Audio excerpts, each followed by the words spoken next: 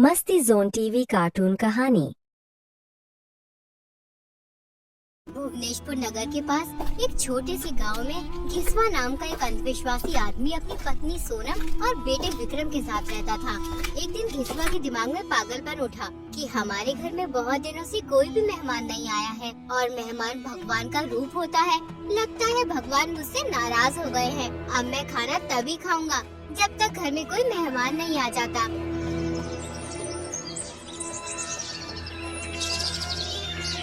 घिसवा भूखा रहना शुरू कर देता है। आखिर आपको क्या हो गया है? तुम खाना क्यों नहीं खा रहे हो? आज तुम्हें पूरे 3 दिन हो गए हैं बगैर खाना खाए। मैं खाना तब तक नहीं खाऊंगा जब तक कि हमारे घर में कोई मेहमान नहीं आ जाता। जाओ तुम किसी मेहमान को बुला के लाओ, मैं खाना खा लूंगा। अब मैं मेहमान कहाँ से बुला कर लाऊं? आखिर पागलपन की भी हद होती है। बेचारी सोनम घिसवा की बात से परेशान होकर सोचने लगती है, हमारे तो सभी मेहमान बहुत दूर दूर रहते हैं। उन्हें आने में करीब 3-4 दिन लगेंगे। जब तक वो आएंगे तब तक ये भूख से मर जाएंगे। एक काम करती हूँ, गांव में किसी के घर मेहमान जरूर आए होंगे, उन्हीं को बुलाकर लेकर आती हूँ। सोनम गांव में मेहमान ढूंढने निकल जाती है।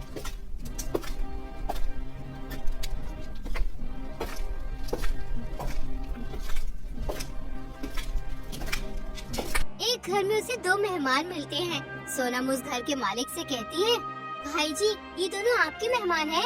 मेरे घर आए हैं तो मेरे ही मेहमान हैं। ये मेरे दूर के मेहमान हैं जो बहुत दिनों बाद मेरे घर आए हैं। लेकिन तुम इनके बारे में मुझसे क्यों पूछ रही हो? दरअसल बात ऐसी है कि मेरे पति ने कसम खाई हुई है, जब तक घर में कोई मेहमान नहीं आ जाता तब तक वो खाना नहीं खाएंगे। 3 दिन से उन्होंने कुछ नहीं खाया है। कृपया करके आप मेरी मदद कीजिए भाई। आप इन मेहमानों को मेरे घर भेज दीजिए, वरना मेरे पति भूख से मर जाएंगे। ये तुम क्या कह रही हो? मुझे तो कुछ भी समझ में नहीं आ रहा। मेहमान का खाने से भला क्या मतलब है? मैं सब समझ गया हूँ। चलिए बहन, हम तुम्हारे घर चलते हैं। दोनों मेहमान सोनम के साथ उसके घर चले जाते हैं।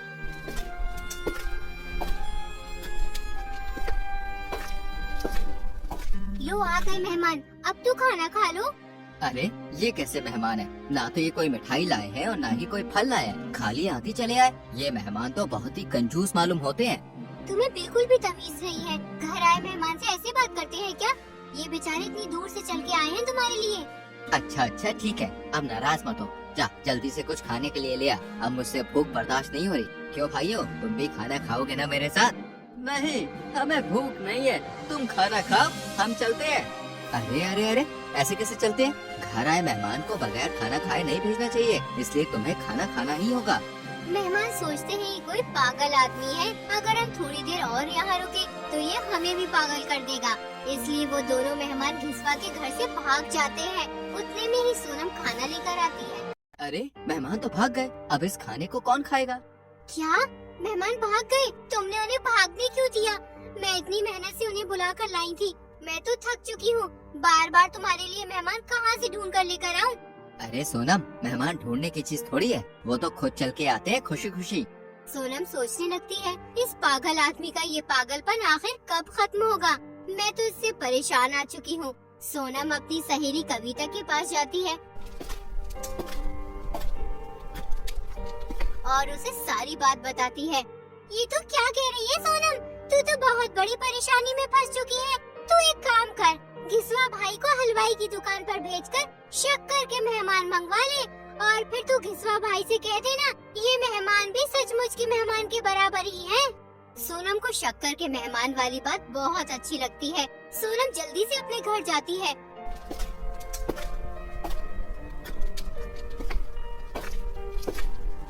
और अपने पति से कहती है, आप एक काम कीजिए, रामू हलवाई की दुकान से शक्कर के बने मेहमान खरीद लाइए। जब आपको असली मेहमान ना मिले तो आप शक्कर के बने मेहमानों के साथ खाना खा लेना। अरे सोनम, तू तो बड़ी समझदार हो गई है। ये तो तूने बिल्कुल सही बात कही। मैं अभी जाकर रामू हलवाई की दुकान से शक्कर से बने मेहमान लेकर आता हूँ। ला, तो मुझे जल्दी से पैसे दे दे मेहमान खरीदने के लिए। देखो तो सही कैसा जमाना आ गया है, मेहमान भी पैसों से खरीदने पड़ रहे हैं। पहले मेहमानों की लाइन लगी रहती थी, कभी कोई आ रहा है तो कभी कोई आ रहा है। अरे अब तो कोई आने को तैयार ही नहीं है। पहले लोगों के पास समय था, इसलिए जल्दी जल्दी मिलने आ जाया करते थे। अब किसी के पास इतना समय कहाँ है कि किसी के घर मेहमान बनकर जाए। अब तुम जल्दी जाकर शक्कर से बने मेहमान ले आओ। सोनम घिसवा को शक्कर से बने मेहमान खरीदने के लिए पैसे दे देती है। घिसवा शक्कर से बने मेहमान खरीदने के लिए निकल पड़ता है। रास्ते में उसे सगवा किसान खाना खाता हुआ दिखाई देता है। घिसवा उसके पास जाकर खड़ा हो जाता है। अरे घिसवा भाई, आप आओ खाना खा लो। अरे बड़ा लजीज खाना बना है भाई। अरे मैं क्यों तेरा खाना खाऊं? ना तो मैं तेरा मेहमान हूँ और ना ही तू मेरा मेहमान है। अगर तू मुझे अपना ये लजीज खाना खिलाना चाहता है तो मुझे अपना मेहमान बना ले, या फिर एक काम कर, तू मेरा मेहमान बन जा। मेहमान? अरे तुम कैसी बातें कर रहे हो घिसवा भाई, हम तो एक दूसरे के पड़ोसी हैं, फिर मेहमान भला कैसे बन सकते हैं?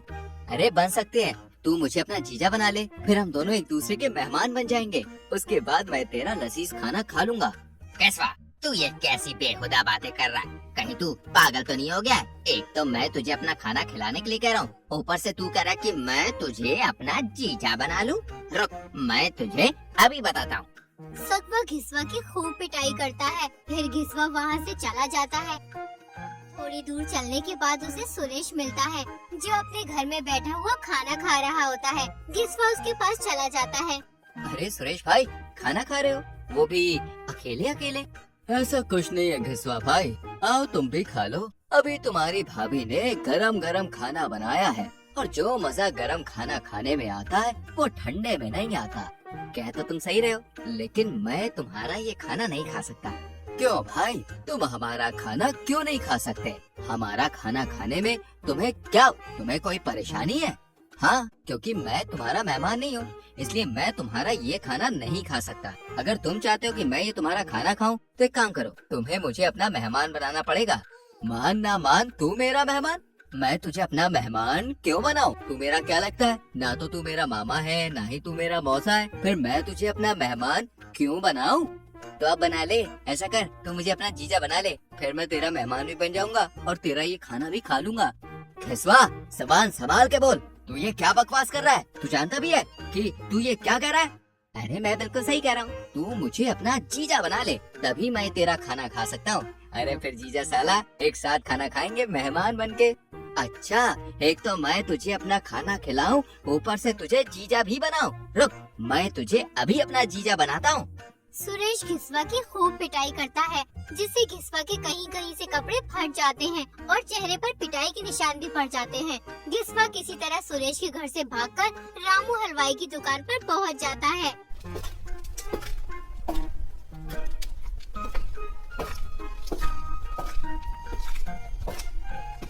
अरे रामू भैया, शक्कर से बने मेहमान हैं क्या?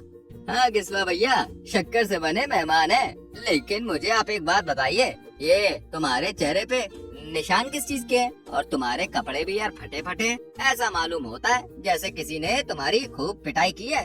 घिसवा सोचता है, अगर मैंने इसे ये बताया कि सुरेश और सगवा ने मेरी पिटाई की है, तो ये मेरा बहुत मजाक बनाएगा। अरे अरे, ऐसी कोई बात नहीं है रामू भाई, भला किसी में इतना दम कि कोई मेरी पिटाई कर सके? वो घर में दरअसल काम चल रहा है, इसलिए फटे हुए कपड़े पहने, कहीं कपड़े गंदे ना हो जाए। अरे रोज रोज तो कपड़े खरीदे नहीं जाते ना भाई, इसलिए सोच समझकर काम करना पड़ता है। और आप इन सब बातों को छोड़िए ना, लाइए शक्कर से बने मेहमान दीजिए। रामू घिसवा को शक्कर से बने मेहमान दे देता है। घिसवा शक्कर से बने मेहमान लेकर अपने घर पहुंच जाता है। जब सोनम घिसवा के चेहरे पर चोट के निशान और उसके फटे हुए कपड़े देखती है, तो वो घबरा जाती है। अरे तुम शक्कर से बने मेहमान लाने गए थे या पिटने के लिए? अरे सोनम, बड़े अजीब लोग रहते हैं इस गांव में, कोई भी किसी को अपना मेहमान बनाने के लिए तैयार ही नहीं है। पहले मुझे सगवा खाना खाता हुआ मिला, वो मुझे खाना खाने के लिए कह रहा था। मैंने कह दिया कि एक काम कर, तू मुझे अपना जीजा बना ले, फिर मैं तेरा मेहमान बन जाऊंगा, उसके बाद मैं तेरा खाना खा लूंगा। लेकिन उसने मेरी बड़ी बुरी तरह से पिटाई कर दी। और फिर उसके बाद मुझे रास्ते में सुरेश मिला, मैंने उसे भी यही बात कही और उसने भी मुझे खूब पीटा। पता नहीं लोगों को मुझे अपना मेहमान बनाने में क्या दिक्कत है। जब तुम लोगों से उल्टी सीधी बात करोगे तो वो तुम्हें पीटेंगे ही ना। जाओ तुम जल्दी से बाजार से सब्जी ले आओ, मैं तुम्हारे लिए खाना बना देती हूँ। घिसवा बाजार सब्जी लेने चला जाता है। उधर दूसरी तरफ सोनम के भैया और भाभी घिसवा के घर आने की तैयारी कर रहे होते हैं। अरे जल्दी चल, मुझे कल वापस भी आना है। तुम बिना जाने से पहले आने की सोच लेते हो। हम सोनम दीदी के घर कितने दिनों बाद जा रहे हैं, कम से कम 2 दिन तो रुक कर ही आएंगे। हाँ पापा, मैं तो कहता हूँ पूरा 1 हफ्ता रुक कर आएंगे। मैं तो सोनम बुआ के घर खूब दावत खाऊंगा। अरे अब बातें ही करते रहोगे, जल्दी चलो। सोनम के भाई भाभी चिंटू को लेकर सोनम के घर पहुंच जाते हैं। सोनम अपने भाई भाभी को देखकर बहुत खुश होती है। भैया भाभी, मैं कब से आपको याद कर रही थी, आखिर आज आप दोनों आ ही गए। अरे मैं तो आने के लिए कब से तैयार थी, लेकिन आपके भैया लेकर ही नहीं आते हैं। हम तो पूरे 2 दिन के लिए कह रहे थे, हम तो अब पूरे 2 दिन रहकर जाएंगे। बुआ, 2 दिन नहीं, पूरा 1 हफ्ता रहकर जाएंगे। इतने दिनों बाद जो आए हैं। तू सही कह रहा है चिंटू, आप लोग कितने दिनों बाद आए हो, कम से कम 1 हफ्ता तो रुक कर ही जाना। चलो अब अंदर चलो, मैं तुम्हारे लिए चाय नाश्ते का इंतजाम करती हूँ। अरे सोनम, चाय नाश्ते का इंतजाम बाद में करती रहना, पहले ये तो बता केसवा भाई कहाँ है? अभी तक दिखे नहीं। वो किसी काम से बाहर गए हैं, बस आते ही होंगे। तुम अंदर बैठकर आराम करो, इतनी दूर से चलकर आए हो। सब अंदर चले जाते हैं। मेहमानों के आने से घर में खुशी का माहौल बन जाता है। लेकिन जब सोनम का बेटा विक्रम सोकर उठता है तो उसकी नजर शक्कर से बने मेहमानों पर जाती है। वो सोनम से पूछता है, मम्मी, ये मेहमान कब आए? बेटा ये अभी आए हैं। मम्मी, मुझे बहुत भूख लगी है, इनमें से एक मेहमान मैं खा लूं? नहीं अभी मत खा बेटा, तेरे पापा को आने दे, फिर हम सब मिलकर खाएंगे। मजे से ये छोटा वाला मेहमान तू खा लेना और बड़ा वाला मैं खा लूंगी। सोनम और उसका बेटा शक्कर से बने मेहमानों को खाने की बात कर रहे थे, लेकिन कमरे में बैठे सोनम के भैया और भाभी और उनके बेटे चिंटू को ऐसा लगता है कि वो हमें खाने की बात कर रहे हैं, इसलिए वो तीनों बहुत डर जाते हैं। मम्मी, ये विक्रम तो मुझे खाने की बात कर रहा है और ये सोनम बुआ तुम्हें खाने की बात कर रही है, मुझे डर लग रहा है। तुम दोनों ही दावत खाने के लिए मर रहे थे कि 1 हफ्ता रुकेंगे, 10 हफ्ता रुकेंगे? ये बात करने का समय नहीं है, जल्दी यहाँ से भागो वरना ये राक्षस हमें खा जाएंगे। तीनों चुपचाप घर से निकलकर भाग जाते हैं। जब घिसवा घर आता है तो सोनम उससे कहती है, तुम इतनी देर कहाँ थे? कब से मेहमान तुम्हारा इंतजार कर रहे हैं। आज चिंटू और भैया भाभी आए हैं। कहाँ है तुम्हारे भैया और भाभी? बाहर बैठक में बैठे हैं। अरे तू पागल है क्या? बैठक में कोई भी नहीं है। सोनम जल्दी से बैठक में जाकर देखती है, लेकिन वहाँ तो कोई भी नहीं होता। अभी तो यहीं पर छोड़कर गई थी, एकदम कहाँ चले गए? कहीं भैया भाभी नाराज तो नहीं हो गए? अरे नाराज क्यों होंगे?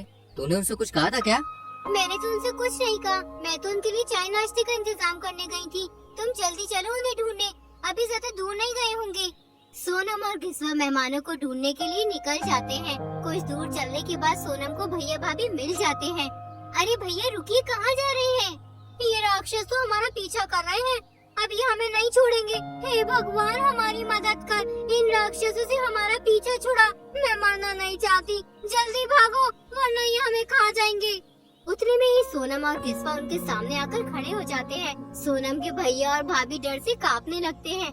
भैया आप घर से बगैर बताए क्यों आ गए? अब तुम कहाँ जा रहे हो? हमसे कोई गलती हो गई क्या? नहीं नहीं नहीं नहीं, ऐसी कोई बात नहीं है। दरअसल मुझे एक बहुत जरूरी काम है, इसलिए मुझे घर जाना होगा। हम फिर कभी आएंगे। भैया तुम अपना जरूरी काम बाद में करते रहना, पहले तुम्हें घर चलना होगा। तुम इतने सालों बाद आए हो, मैं तुम्हें ऐसे नहीं जाने दूंगी।